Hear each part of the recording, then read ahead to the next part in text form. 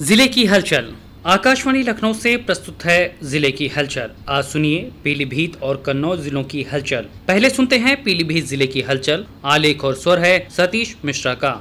पीलीभीत जिले में नवरात्र पर्व हर्षोल्लास से मनाया गया। पूरे 9 दिन शहर व गांव देहात के देवी मंदिरों पर श्रद्धालुओं का दर्शन पूजन के लिए तांता लगा रहा। नवमी पर हवन पूजन व कन्या भोज के साथ व्रतों का समापन हुआ। अधिकांश गांवों में सामूहिक रूप से देवी पूजा का आयोजन किया गया। भजन कीर्तन व भंडारों का आयोजन भी लोगों ने विभिन्न स्थानों पर किया। जिले में विजयदशमी पर्व हर्षोल्लास से मनाया गया।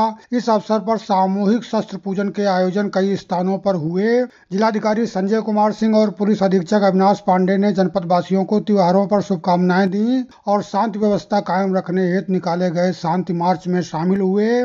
पीलीभीत पुलिस द्वारा मिशन शक्ति अभियान के 5वें चरण के तहत जागरूकता अभियान भी चलाया गया।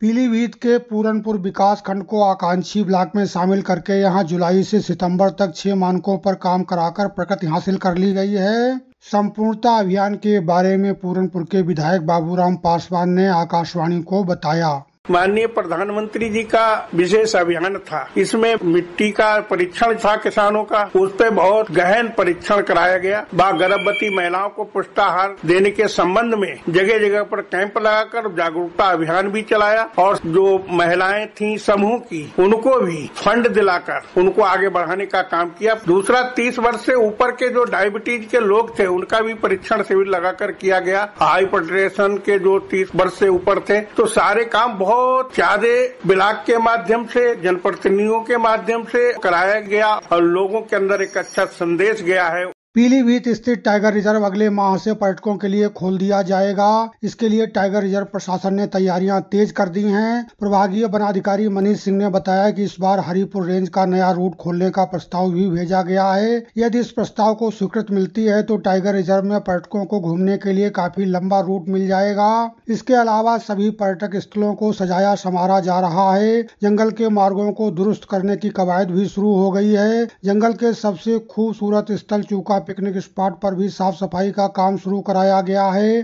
बाइफरकेशन, सप्त सरोवर, शारदा सागर जलाशय और साइफन आदि पिकनिक स्पॉटों पर भी पर्यटकों के स्वागत के लिए तैयारियां चल रही हैं। पीलीभीत जनपद में रामलीला मेलों का आयोजन धूमधाम से किया जा रहा है। पूरनपुर के रामलीला मेले में दीपावली से एक दिन पहले रावण वध होगा। यहाँ 25 अक्टूबर की शाम को कवि सम्मेलन का आयोजन किया जाएगा। केंद्रीय वाणिज्य, उद्योग एवं सूचना प्रौद्योगिकी राज्य मंत्री व पीलीभीत के सांसद जितिन प्रसाद ने पूरनपुर तहसील क्षेत्र के गांवों का दौरा करके जन समस्याएं सुनी और पीलीभीत में 15 करोड़ की लागत से बनने वाले नाइलेट सेंटर का शिलान्यास किया। इस अवसर पर उन्होंने रोजगार मेले का शुभारंभ करते हुए युवाओं से रोजगार के लिए व्यावसायिक प्रशिक्षण प्राप्त करने की बात कही। प्रदेश के गन्ना विकास एवं चीनी उद्योग राज्य मंत्री संजय सिंह गंगवार और कई विधायक भी इस कार्यक्रम में शामिल हुए। कजरी निरंजनपुर स्थित पंडित राजेंद्र प्रसाद स्मारक फार्मेसी कॉलेज में जितिन प्रसाद ने छात्र छात्राओं को डिग्री व डिप्लोमा वितरित किए और मेधावियों को पुरस्कृत किया। पीलीभीत जनपद में धान की कटाई शुरू हो गई है। जनपद में सरकारी समर्थन मूल्य योजना के लिए 115 सरकारी क्रय केंद्र खोले गए हैं, जिन पर 1 अक्टूबर से धान खरीद शुरू हो गई है, परंतु आवक कम होने के कारण अभी तक नाम मात्र की ही खरीद हो पाई है। हालांकि राइस मिलों व मंडी समितियों में किसान अपना धान बिक्री के लिए लेकर जा रहे हैं। विभागीय अधिकारियों का कहना है कि अभी धान काफी अधिक गीला होने के कारण सेंटरों के मानक में शामिल नहीं हो पा रहा है। सेंटरों पर धान बिक्री के लिए किसानों से ऑनलाइन पंजीकरण कराने को कहा जा रहा है। किसानों का कहना है कि इस बार प्रति एकड़ काफी कम मात्रा में धान का पंजीकरण होने से पूरी उपज बिकने में दिक्कत आ रही है। विपणन विभाग के अधिकारी इसे क्रॉप कटिंग का मामला बता रहे हैं। उधर जिलाधिकारी ने धान की पराली जलाने पर पूरी तरह प्रतिबंध लगाते हुए पराली जलाने वालों पर FIR कराने, जुर्माना लगाने और शस्त्र लाइसेंस निरस्त करने के निर्देश दिए हैं। पीलीभीत जिले की हलचल के बाद आइए सुनते हैं कन्नौज जिले की हलचल। आलेख और स्वर है रवि कुमार द्विवेदी का। कन्नौज जिले में गंगा और काली नदी की बाढ़ से बीते दिनों कटरी क्षेत्र खासा प्रभावित हुआ। यहाँ के कासिमपुर, बक्सीपुर, अलियापुर, गुमटिया, सदकापुर, महादेवा में बाढ़ से 10,000 बीघा खेत में धान, मक्का, बाजरा, मूंगफली, मूंग और उड़द की लहलहाती फसलें जलमग्न होकर पूरी तरह नष्ट हो गईं। कई मकान ढह गए, जिससे लोग बेघर हो गए। बाढ़ प्रभावित क्षेत्रों में पशुओं के चारे की कमी हो गई। जिला प्रशासन द्वारा बाढ़ प्रभावितों को हर संभव मदद पहुँचाई जा रही है। कन्नौज जिले में शारदीय नवरात्रि के 9 दिवसीय पावन पर्व पर भक्तों ने देवी की पूजा अर्चना की। शहरों से लेकर गांवों तक धार्मिक और सांस्कृतिक कार्यक्रमों की धूम रही। जिले में 80 से अधिक स्थानों पर नव दुर्गा उत्सवों के भव्य आयोजन हुए। नव दुर्गा उत्सवों और रामलीला के भव्य पंडालों में भी श्रद्धालु और देवी भक्त बड़ी संख्या में पहुंचे। नगर की मुख्य 2 राम बारातों में लोगों की भारी भीड़ जुटी। विद्युत झालरों और फूलों की लड़ियों से सजे देवी मां के ऐतिहासिक सिद्धपीठ भक्तों के बीच आकर्षण का केंद्र बने। 2 दर्जन शक्ति विजय यात्राओं में 250 से अधिक दिव्य व भव्य मनमोहक झांकियां निकाली गईं। दुर्गा प्रतिमाओं के विसर्जन के लिए निकाली गई यात्राएं नगर भ्रमण के बाद भू विसर्जन के साथ संपन्न हुई।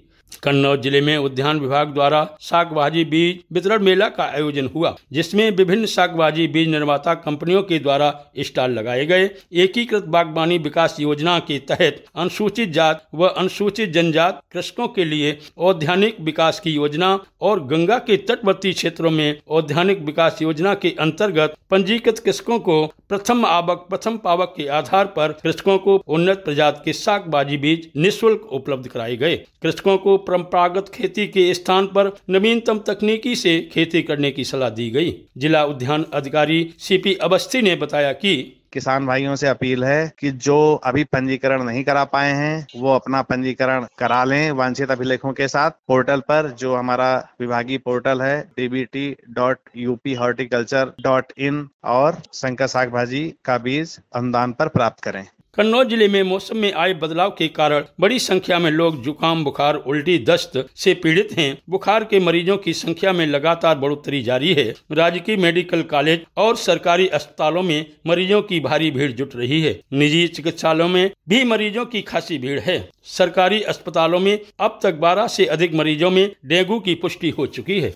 कन्नौज जिले में बीते दिनों प्रदेश के राज्य मंत्री स्वतंत्र प्रभार असीम अरुण ने जिला अस्पताल स्थित ब्लड बैंक में ब्लड कंपोनेंट सेपरेशन यूनिट का शुभारंभ किया। साथ ही एनआरसी केंद्र के विस्तारित कक्ष का एक बच्चे से फीता कटवाकर लोकार्पण कराया। इस अवसर पर मंत्री ने कहा कि कन्नौज की स्वास्थ्य सुविधाओं को बेहतर करने के लिए लगातार कार्य किया जा रहा है। अब ब्लड के 4 अंश के लिए मरीजों के तीमारदारों को भागदौड़ नहीं करनी पड़ेगी। उन्होंने कहा कि एनआरसी वार्ड में अतिरिक्त 5 बेड की व्यवस्था की गई है। बच्चों को खेलने के लिए प्ले एरिया भी बनाया गया है। अब बच्चे पोषण के साथ साथ खेल कूद भी सकेंगे। राज्य मंत्री स्वतंत्र प्रभार असीम अरुण ने बताया कि कन्नौज की स्वास्थ्य सुविधाओं को बेहतर करने के लिए जिला अस्पताल लगातार काम कर रहा है। जो हमारा ब्लड बैंक है, इसमें अभी तक जो 4 अंश होते हैं खून के, उनको अलग अलग करने की सुविधा नहीं थी। इसको ब्लड कंपोनेंट सेपरेटर बोलते हैं। इसकी यूनिट बन चुकी है, पूरी तरह क्रियाशील हो चुकी है और इसने काम करना अब शुरू कर दिया है।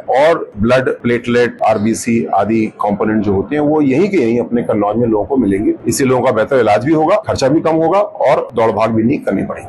कन्नौज जिले में स्वच्छता ही सेवा 2024 कार्यक्रम के तहत लोगों के द्वारा सामूहिक रूप से श्रमदान किया गया। श्रमदान के बाद लोगों को स्वच्छता की शपथ भी दिलाई गई। स्वच्छता पखवाड़े से स्वच्छ भारत अभियान को एक नई गति मिली है। स्वच्छता और साफ सफाई के प्रति लोगों की जागरूकता में बढ़ोतरी हुई है। कन्नौज जिले में राष्ट्रीय बागवानी विकास योजना के अंतर्गत आयोजित 2 दिवसीय किसान आलू गोष्ठी व प्रदर्शनी में किसानों ने महत्वपूर्ण जानकारियां प्राप्त की। इस अवसर पर आलू की खेती करने वाले 10 प्रगतिशील कृषकों को सम्मानित किया गया।